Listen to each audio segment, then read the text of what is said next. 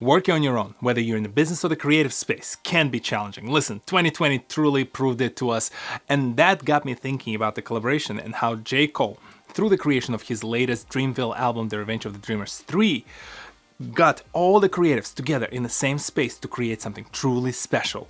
Welcome to the TohirT channel. My name is Tahir, and today we're going to talk a little bit about the creativity, the business, the collaboration between the three, and how in this new world post-pandemic, once we're all vaccinated, things will look very different. And how by leveraging the latest technologies, we will still have fun, yet we push our skills forward.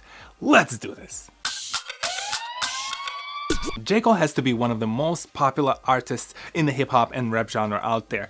He's been around for a while, starting with the Cole World in the early days of his career, kind of like the mid-maturity adulthood of his career with the Forest Hill Drive, and now the latest projects like KOD or the Dreamville project. And specifically what inspired me about talking about the Dreamville project is the documentary that I watched of the behind the scenes on how this group of talented individuals collaborated and created the album.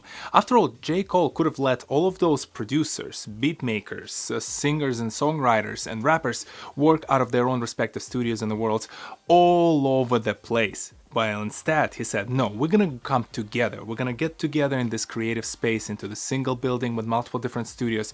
And as people navigate around it and essentially co-contribute to different projects that are all working in parallel, we will work on creating this truly one-of-a-kind album. Not many people work on the collaboration albums like this. A lot of them are created in the silos over time. Think of Ed Sheeran and his collaborating album Number 6. Those are the projects that usually take time, and they have to have the single individual driving the entire process. Where J. Cole empowered a bunch of very creative individuals to go and do their own thing while there is an infrastructure behind them and some form of supervisory to make sure they're all moving in the right direction. This entire documentary and this project got me thinking, how would we translate this into the professional or the startup world? If you ever want for anything to work, you got to try. Let's be frank, the format of getting a bunch of talented professionals in the same room is nothing new to the startup and the technology world. Startup incubators have been there for a while, and they allow people like the startup founders get together in the same room and collaborate, or they even place them in the same office to work on their companies side by side and potentially co-contribute. There are also short-term events like the Startup Weekend, which takes place over the weekend and allows again a bunch of like-minded individuals to go and work on their projects. Check out this video that I made last year, and humble brag, my wife and I actually won one of those.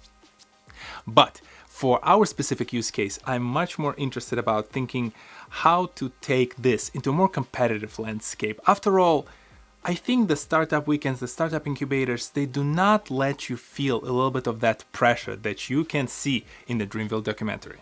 Producers couldn't find a room.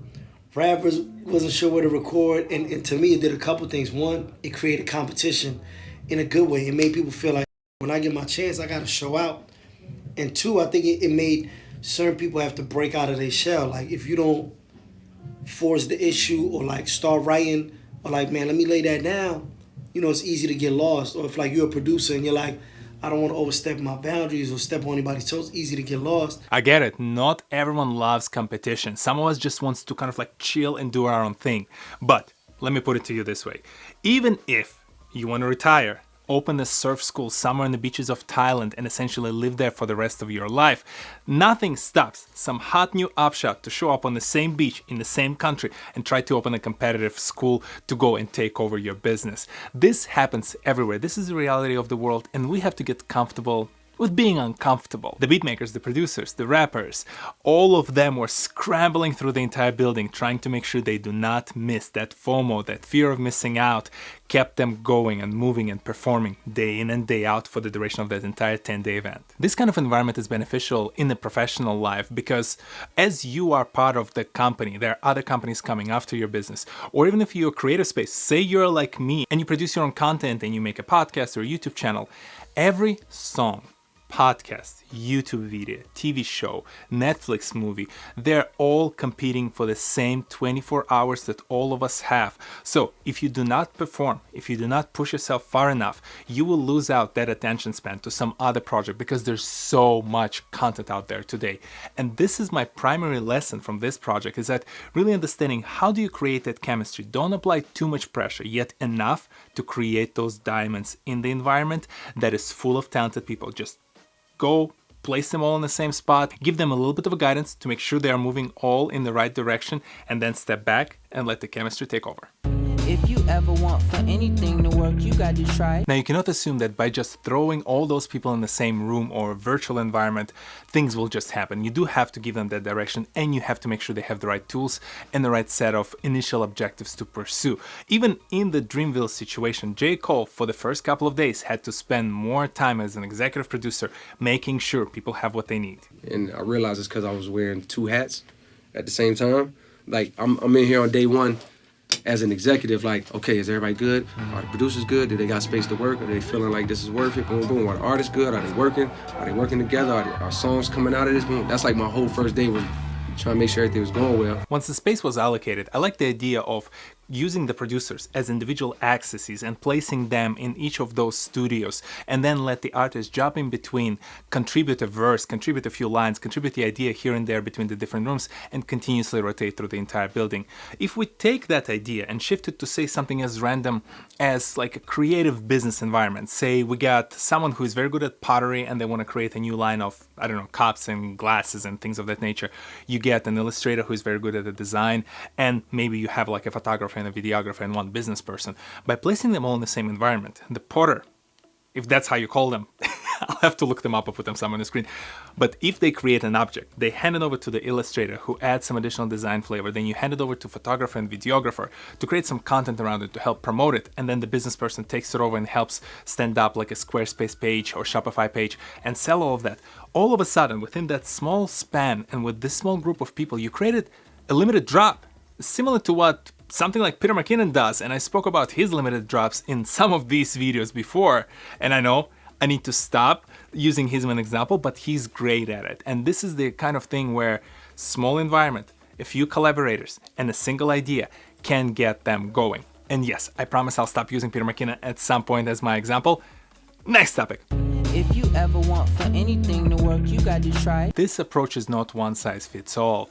There are things like proprietary or secret ideas in the projects that you cannot necessarily share with a group of people who you met like 2 hours ago in a single space.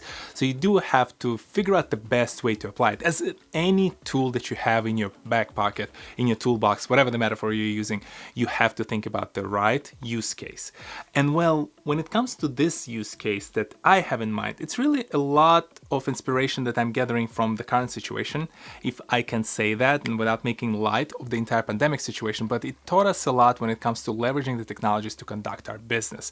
So many industries were awfully unprepared to tackle the virtual world, but then realized that only with the proper internet access and a couple of tools, they can conduct their business without ever coming back to the office. So as that evolution continues, as the companies decide whether they want to bring back that 9 to 5 into the office space or let other employees work from different locations, we should also explore how can that collaboration be taken to the next level. I can do my job whenever I wake up and whenever I go to sleep, and I can collaborate with someone from Germany who in return can be collaborating with someone from South Korea, and those people can be collaborating with someone on the West Coast, and that continuous loop throughout the day can proceed without us being in the same space because the internet technologies and the tools allow us to do so.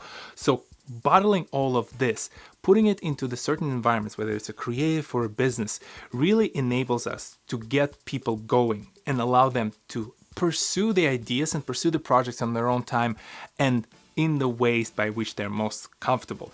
But all of this nice and fun and exciting thing is really based on the fact that once those people get access to those tools, the internet technologies, and are able to work from where and however they want, they have to deliver.